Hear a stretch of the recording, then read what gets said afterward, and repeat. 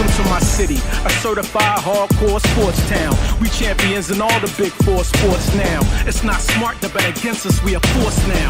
We got heart like going for it on fourth down. Ain't nothing soft about us, that Philly pretzel. Used to doubt us, now you gotta respect the Philly special. Talking trash, you gon' need a pass, cause my city ride.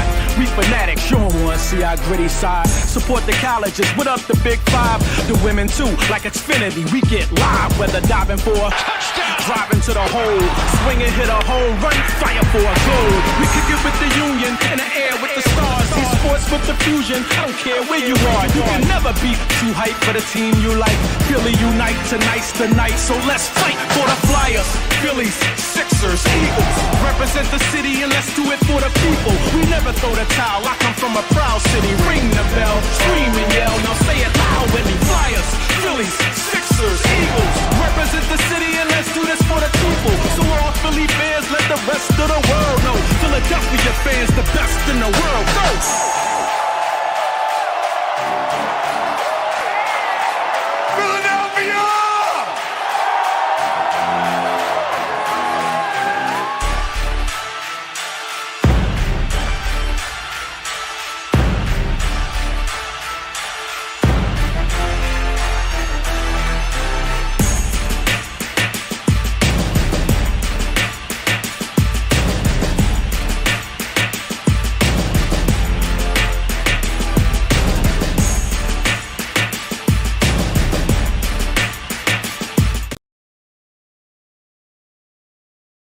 Yo, yo, yo, yo, yo. It's your boy Jamar, Top Shelf Sports Talk. Back live for the first time in a while since the Eagles season ended with that dreadful 25-9 loss to the Tampa Bay Buccaneers. We've been sort of on a hiatus, but we're back. And we're going to be going live every Sunday at 11 a.m. We'll be live every Sunday at 11 a.m. If you're watching this live now, do me a favor. Share it to your page. Share it so that your people can see it. Share it that it could get out there. Share it, let them know that that I'm back. That we're going to be live every Sunday. Participate, join. You know what I mean? So share it on your platform, please. Share. I can't stress that enough. Like it. Also, I've been telling you guys that last Friday was the second installment of the Eagles schedule. It was the second installment of me predicting what games I believe the Eagles were going to win. What's up, BG? What's going on, brother? I'd like you guys to see if you can get on there and like that video. Drop a subscription to my YouTube page, Top Shelf Sports Talk. Support that movement. You know what I mean? Tell me what you guys think about that schedule release, what I predicted. And let's tell me if I'm going crazy, if I'm not. All right, so and we're gonna get into that schedule a little later on. You know, we're gonna recap a little bit of it a little later on. This Friday coming up, I have the third installment, which is the final installment of the Eagles schedule coming out on Friday the 31st. No, I'm sorry. Yeah, Friday, I think it's the 31st at 6 p.m. on YouTube. So subscribe to YouTube, go on all the videos, like them all, share them out, repost them on your YouTube page, Facebook page, whatever your platform is, post them out for me. But we're going to go, that video is dropping this Friday at 6 o'clock. So please support. Real quick, I wanted to get up here real quick to talk about the NBA playoffs. Because I've been doing videos predicting what I think is going to happen with the NBA playoffs and how I believe it's going to stack up or it's going to go coming to the finals. Boston played last night, and they without Tyrese Halliburton, Boston kind of struggled into the fourth quarter. You know what I mean? And when the fourth quarter came, you kind of seen the experience take over. You never really see Boston panic. You never really see Boston panic. And if you've watched any of my other videos, I've said the whole time, Jason Tatum and Jaylen Brown are going to do what they do. They are going to do. There's nothing you can really do to stop them two guys. 36 points for Jason Tatum, 24 for Jaylen Brown. It ain't much you can really do to stop those two guys. Where I feel like the game was lost was letting Al Horford shoot 7 3-pointers. That to me is what killed. Is what killed any momentum the Pacers had. And I've been saying that the whole time. You can't do nothing about Jason Tatum and Jaylen Brown, but you gotta stop the others. You can't forget about Al Horford. You can't let Al Horford get hot from 3-point line. You just can't do it. Because once he get that confidence and once he see them shots going, he's gonna be out there all game long. And I get Miles Turner. You gotta kind of control or you gotta protect the paint a little bit, but you gotta know where Al Horford is. Because usually that's a guy everybody's going to kind of double off of because he's old man. But he made you pay last night. He made you pay last night. You can't forget about Al Horford. He will kill you. He will kill you. He will kill you. Al Horford, and like I said, I've been reporting on it even before the series started. You can't let the others beat you. You can't let Al Horford get 7 3-pointers. You can't do that at all. That's you just can't do that. That will hurt your team and your chances any and every time that you play against a Boston team. If you let Al Horford go off like that. Shout out to you, Al Horford. You're old. I wouldn't say something else, but you did your thing. You know what I mean? You took what they gave you. You made the shot when it was available to you.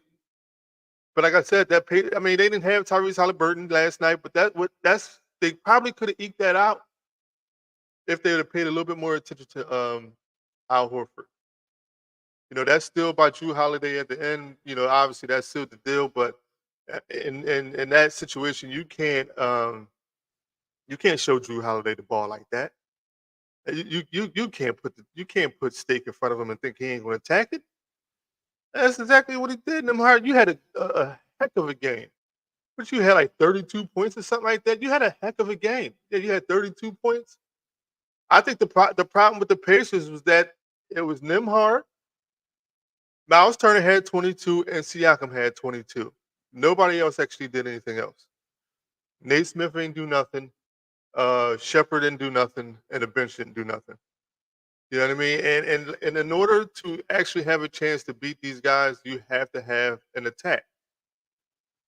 Amazing what a team can do when a role player step up. Yeah, exactly. That's what I'm saying. Like that's what I've been reporting, BG. Like you can't let these role players beat you.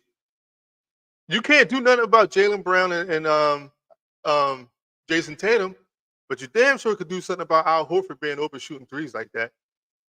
You should be able to stop that. Man, listen, put a hand in his face every time. Because you know that's what they're gonna do.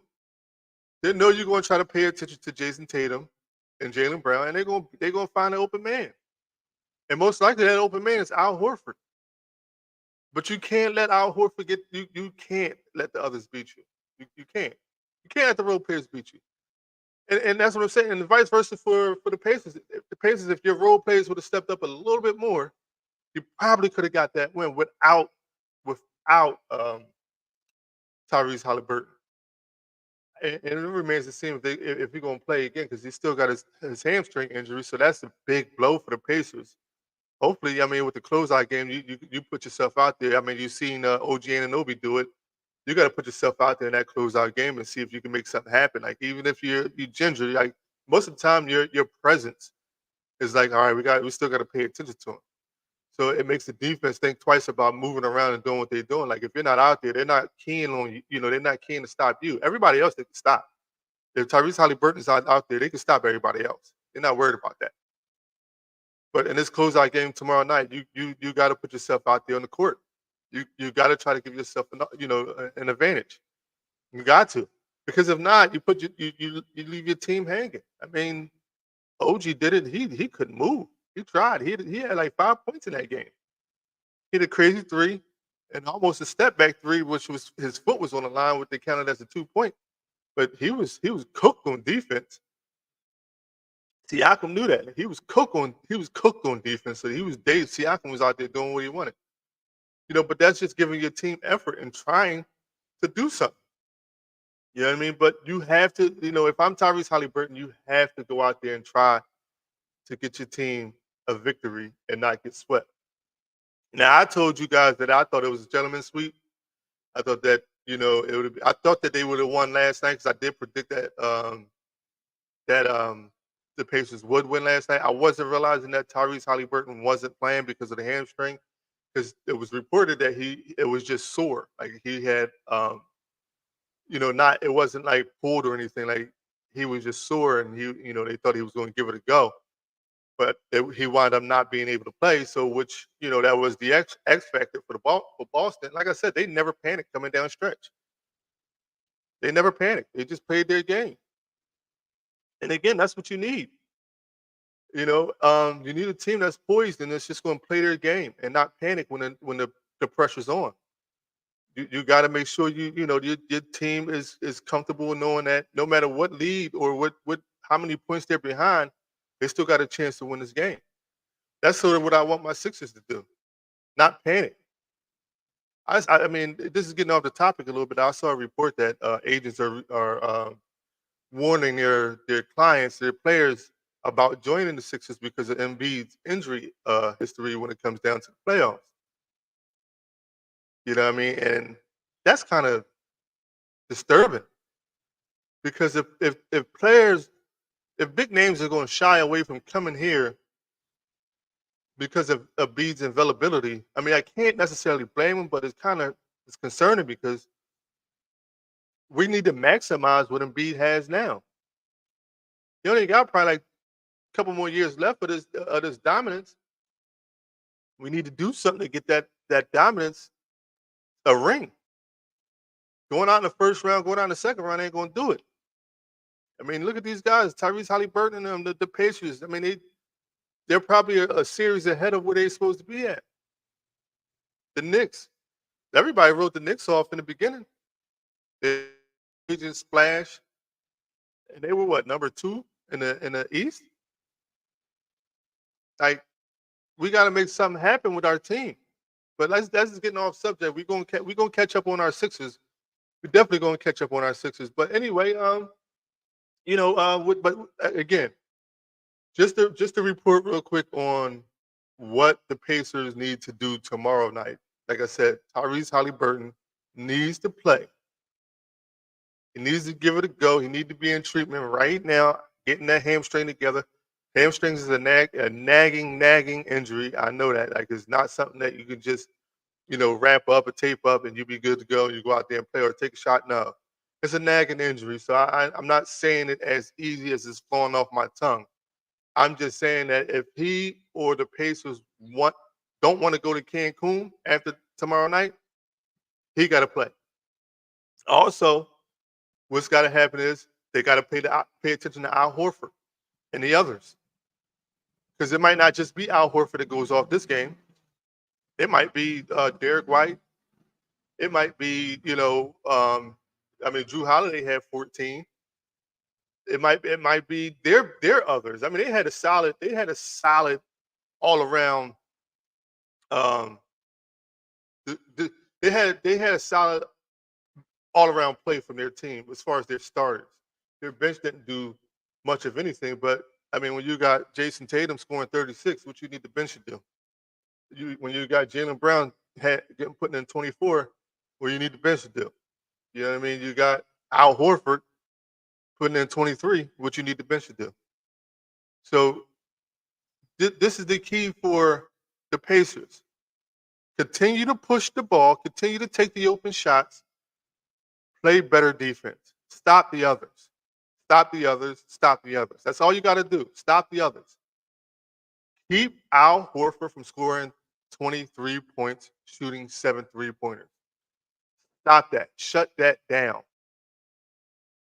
That's what you need to do. Shut that down. And there's no real advice that I'm going to give the Boston Celtics. There's nothing you can tell those guys. I mean, those guys are hitting on all cylinders, man. it's like the next man up mentality. If one guy ain't scoring, the other guy is going to score. So like, there's nothing I can really tell those guys. Play the game that you've been playing. I mean, I already believe that the Celtics will be in the finals. Now, who they play, I don't know, because that goes into my segue into the Western Conference Finals. This series has been different than what I predicted.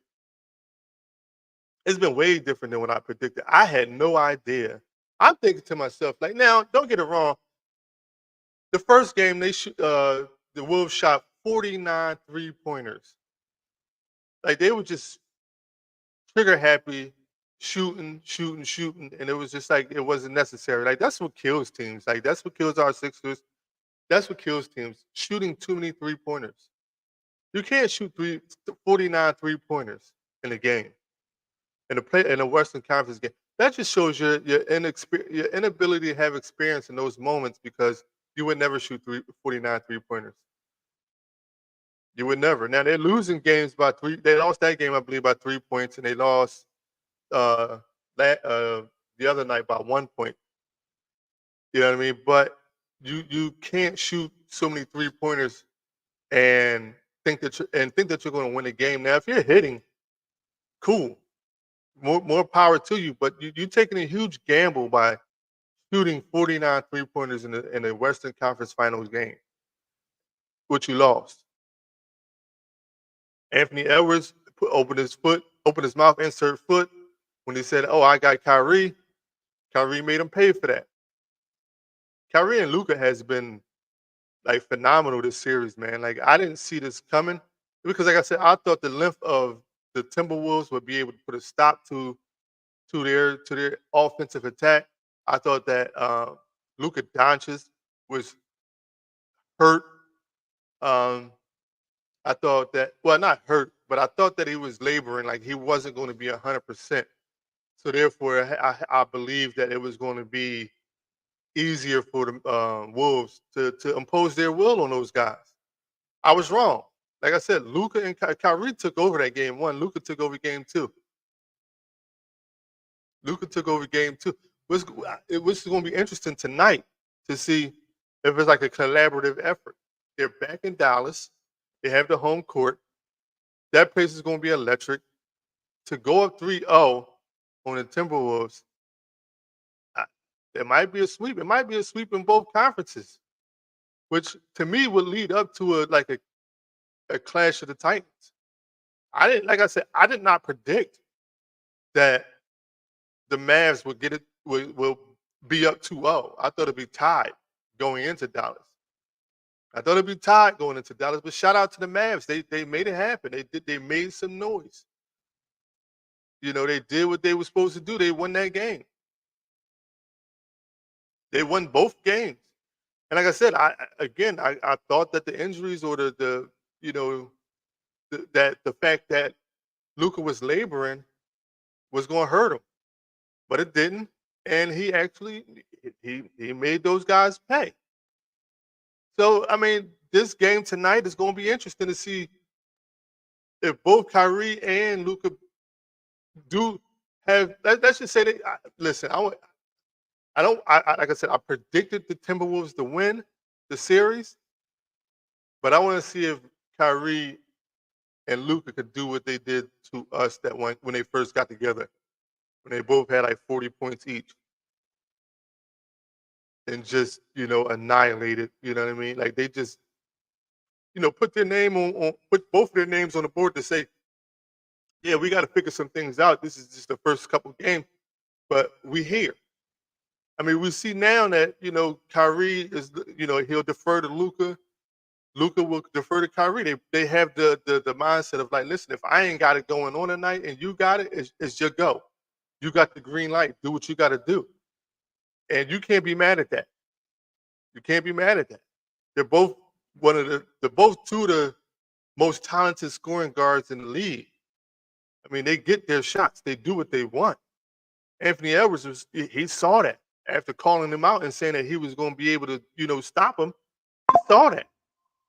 He saw the fact that, oh man, these dudes are just They're phenomenal players. It's nothing I can do. Kyrie gets his shot. He gets where he wants on that court and gets his shot. He's one of the best ball handlers that play the game. We don't even have to debate that. But he gets his shot. He does what he wants on that court. You know, so it's going to be interesting tonight to see what happens. I like to see Timberwolves get one game at least because it'll help. Well, it won't help because like I said, I call for the gentleman to sweep the other way. I call for the Mavs. Wolves to sweep the Mavs 5-1. I don't think that's going to happen. I think that maybe the Mavs sweep the Wolves 5-1. I don't see the Mavs having too much of a letdown. Maybe one game. I don't see them having too much of a letdown. This team looks like it's focused and they look like they balanced. So and J Kidd has those guys buying into the system and believing. The Timberwolves are just too young. They're just too young. And they haven't been in this position before. But like I said, I thought the length of the Timberwolves will give the Mavs problems, but I see it's not. I called that all wrong. I thought Rudy Gobert and Karl-Anthony Towns, man. It's like the frustration a lot of us Sixers fans had with Embiid when Embiid used to just sit out there on the three-point line and shoot threes all game. We had that frustration, and that's what Karl-Anthony Towns is doing with this team here. Like he's shooting threes and he's out there. He very rarely posts up. And maybe that's their offense. Maybe they're looking for Rudy Gobert to post up a little bit more, but Rudy Gobert to me is not a fluent finisher. Like he doesn't finish smoothly around the court. He's almost got to throw it up and then gain the offensive rebound, and then put back. He's not like a finesse type around the court player to me. Like I could be wrong. Like if y'all think I'm wrong, let me know. But he's not a finesse type of player around the court to me. And that's what I think that's killing them because they should be killing inside. They should be killing the paint. They should be killing the rebounding advantage. They should be killing all of that. And maybe they are because I haven't really looked at their stats to see if they killing the rebounding advantage, but they should be. They really should be because at the end of the day, they got two of the biggest players in the league. One is the defensive player of the year every year. Every year. Defensive player of the year every year. And to go out, and lose games against the Mavs, and like I said, the Mavs got talent in Kyrie and Luka, but the surrounding cast is not all that spectacular, I should say. I mean, like, I'm not taking nothing away from no player on that team. Don't get me wrong. I'm not sitting here taking away anything from any player on that team. But I'm talking about Daniel Gafford just came from Washington, who hasn't been in the playoffs ever. So this is his first time ever going this deep in the playoffs. PJ Washington was in the Hornets, never even made the playoffs. So, and these guys are, playing with an intensity of like this is their norm. This is their norm. Rudy Gobert, I think, went to he went to the Western Conference Final that one year with Mitchell, Donovan Mitchell. I think he went to the Western Conference Finals. Carl, I think they've been in the playoffs. Mike Conley has experience in the playoffs. Anthony Edwards don't have too much experience in the playoffs. I don't think he has any experience in the playoffs. But they have Kyrie. Obviously, Kyrie won a championship before, and Luka has been in the Western Conference Finals before. But it still comes down to the game. Still comes down to playing the game. You still got to go out there and lace up and shoot and suit up just like the other team. So with that said, you still should be dominant. You still should be able to play your game.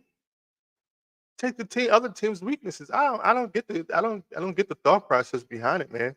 I really don't. But anyway, like I said, we'll see what happens tonight.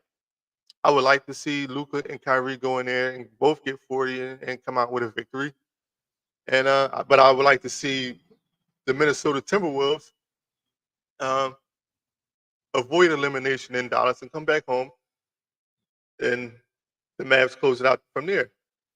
Real quick, Um, the power rankings came out. Excuse me 1 second. I should have had this. I got it now. The power rankings came out for the NFL. I'm not going to stay too long on this.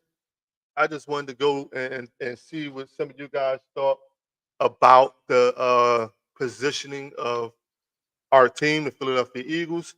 And like I said, if you haven't checked out that video, the second installment of the Eagles breakdown of the schedules, please go on YouTube, share that video or like that video, comment on that video, tell me what you think.